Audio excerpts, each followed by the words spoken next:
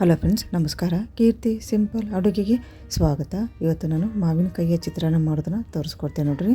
ಗ್ಯಾಸಿನ ಮೇಲೆ ಒಂದು ಬಾಳಿಗೆ ಇಟ್ಕೊಂಡು 2ರಿಂದ 3 ಚಮಚ ಎಣ್ಣೆ ಹಾಕ್ಕೋಬೇಕು. ಎಣ್ಣೆ ಸ್ವಲ್ಪ ಕಾಯಬೇಕಾಕತಿ.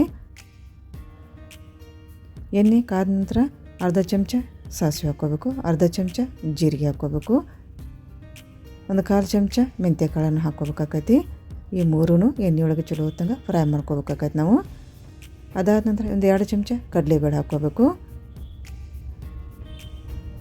ಒಂದು 2 ಚಮಚ ಉದ್ದಿನಬೇಳೆ ಹಾಕ್ಕೋಬೇಕು. ಕಡಲೆಬೇಳೆ ಮತ್ತು ಉದ್ದಿನಬೇಳೆ ಚಲೋ ಹೊತ್ತಂಗೆ ಎಣ್ಣೆಯೊಳಗೆ ಕಲರ್ ಚೇಂಜ್ ಆಗ್ಬೇಕು, ಗೋಲ್ಡನ್ ಕಲರ್ ಬರ್ಬೇಕು, ಅದು ಅಲ್ಲಿ ತನಕ ಫ್ರೈ ಮಾಡ್ಕೋಬೇಕು. ಅದಾದ ನಂತರ ಗೋಡಂಬಿ ಮತ್ತು ಶೇಂಗಾ ಕಾಳನ್ನು ಹಾಕ್ಕೋಬೇಕು. ಈಗ ಗೋಡಂಬಿ ಮತ್ತು ಶೇಂಗಾ ಕಾಳನ್ನ ಚಲೋ ಹೊತ್ತಂಗೆ ಎಣ್ಣೆಯೊಳಗೆ ಫ್ರೈ ಮಾಡ್ಕೋಬೇಕು.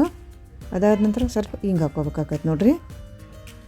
ಒಂದು ಚಿಟಿಕೆ ಹಿಂಗೆ ಹಾಕ್ಕೊಂಡು ನಾನು ಎಣ್ಣೆಯೊಳಗೆ, ಅದು ಕೂಡ ಫ್ರೈ ಆದರೆ ರುಚಿ ಬರ್ತೈತದು.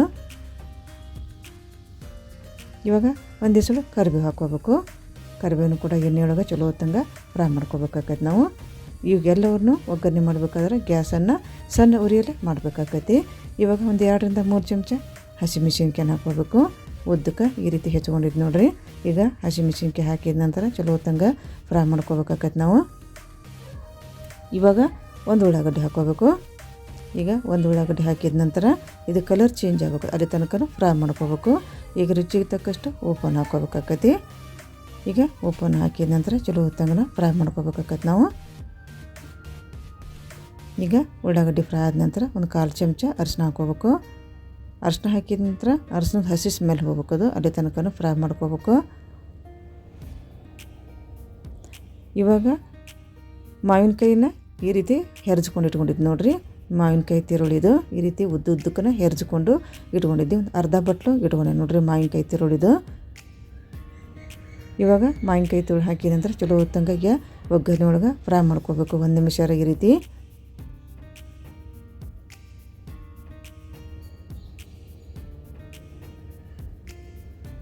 ಇವಾಗ ನೋಡಿರಿ ಫ್ರೈ ಮಾಡ್ಕೊಂಡಿದ್ದಾಯಿತು. ಇವಾಗ ಅನ್ನ ಹಾಕ್ಕೊತೇನೆ ನಾನು. ಮೊದಲೇಕ ರೆಡಿ ಮಾಡ್ಕೊಂಡು ಇಟ್ಕೊಂಡಿದ್ದು ನಾನು. ಆದಷ್ಟು ಅನ್ನವನ್ನು ಉದುರಾಗಿ ಮಾಡಿಕೊಂಡು ಇಟ್ಕೋಬೇಕ್ರಿ ನಾವು. ಮೆತ್ತಗಾದ್ರೆ ಅಷ್ಟು ಟೇಸ್ಟಿಯಾಗಿ ಬರೋದಿಲ್ಲ ಇದು. ಇವಾಗ ಕೊತ್ತಂಬರಿ ಸೊಪ್ಪು ಹಾಕ್ಕೋಬೇಕು ನೋಡಿರಿ.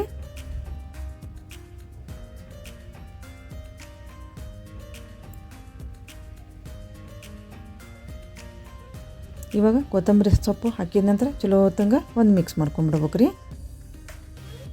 ಈ ರೀತಿ ಒಗ್ಗರಣೆ ಜೊತೆ ಅನ್ನ ಚಲೋ ಹೊತ್ತಂಗೆ ಮಿಕ್ಸ್ ಆಗಬೇಕು. ಇವಾಗ ನೋಡಿರಿ ಚಲೋ ಹೊತ್ತಂಗೆ ಮಿಕ್ಸ್ ಮಾಡ್ಕೊಂಡಿದ್ದಾಯಿತು. ಈ ರೀತಿ ಬಂದೈತಿ ಮಾವಿನಕಾಯಿಯ ಚಿತ್ರಾನ್ನ. ನಿಮಗೂ ಕೂಡ ಈ ಒಂದು ರೆಸಿಪಿ ಲೈಕ್ ಆಗಿದ್ರೆ ಒಂದು ಲೈಕ್ ಮಾಡಿರಿ, ಆದಷ್ಟು ಶೇರ್ ಮಾಡಿರಿ. ನೋಡಿದಂತಹ ನನ್ನ ಎಲ್ಲ ವೀಕ್ಷಕರಿಗೂ ಧನ್ಯವಾದ. ನೀವು ಕೂಡ ಈ ಒಂದು ರೆಸಿಪಿನ ಟ್ರೈ ಮಾಡಿ ಇದರ ರುಚಿ ನೋಡಿರಿ. ಮತ್ತು ನನ್ನ ಚಾನಲ್ ನೀವು ಸಬ್ಸ್ಕ್ರೈಬ್ ಮಾಡ್ಕೊಂಬಿಡ್ರಿ. ನಮಸ್ಕಾರ, ಧನ್ಯವಾದ.